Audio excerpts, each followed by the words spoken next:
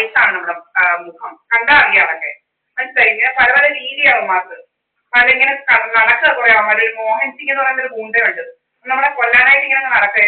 എനിക്ക് എന്ത് സംഭവിച്ചാലും ഈ സദാനന്ദ മന്ദിരത്തിലെ ആൾക്കാരും ഈ സുബ്രഹ്മണ്യം എന്ന് പറയുന്നവരും ശ്രീതാജ് പണിക്കറും ബിജുപിയും ഇങ്ങനെ കുറെ ക്രിമിനൽസ് ആണുള്ളത്. രാജമ്മ അവളും ഏറ്റവും വലിയ നമ്പർ 1 ക്രിമിനൽ അവളും. അവള് കുറെ കാര്യങ്ങൾ ഇവിടെ ചെയ്തിട്ടുണ്ട്.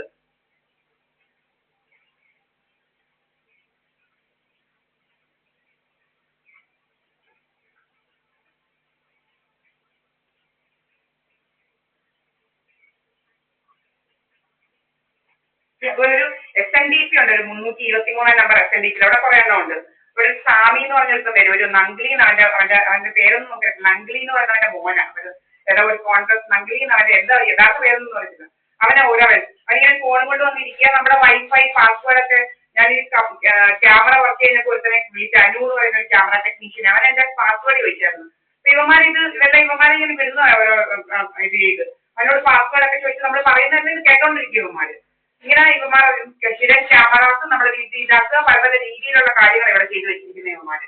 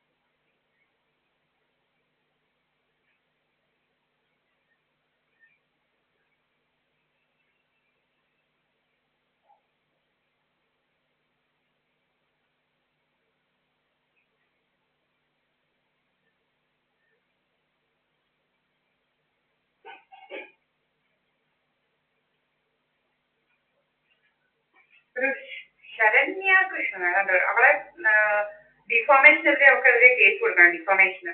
അതാരാ നമ്മളൊരു ആദ്യം മാഡെന്നും ഇതൊക്കെ ചോദിക്കാൻ. ഇവൾ ഇഷ്ടമുണ്ടെങ്കിൽ കാണുക അല്ലെങ്കിൽ കാണാതിരിക്കും. ഇവളോട് ഞാൻ പറഞ്ഞു എന്റെ വീഡിയോസ് കാണാൻ. ഇഷ്ടമുള്ളവരും അറിയാൻ ആഗ്രഹമുള്ളവരും കണ്ടാൽ മതിയല്ല. നീ ആരാടി, നീ ആരാ ആദ്യം മാഡ് അത് ഇതൊക്കെ ചോദിക്കാൻ. നീ വേറെ വല്ലവരോടൊക്കെ പോയി ചോദിച്ചാൽ മതി കേട്ടോ. നിനക്കെതിരെ ഡിഫോമേഷന് കേസ് കൊടുക്കും ഞാൻ. നീ ഈ മാഫിയയിലുള്ള ആളാണെന്ന് എനിക്ക് മനസ്സിലായിട്ടുണ്ട്.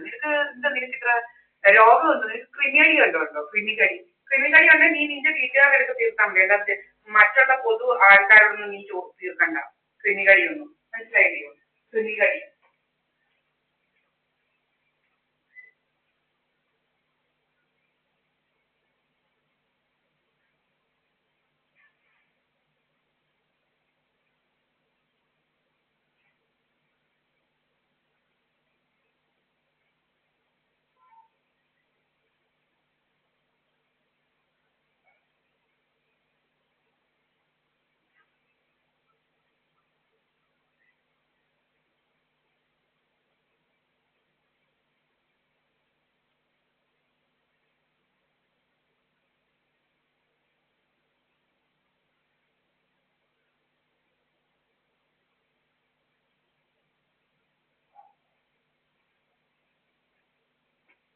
You people can see the difference of my face actually, and you can assess, and you can only make out that the changes actually. I haven't seen such changes in anyone else.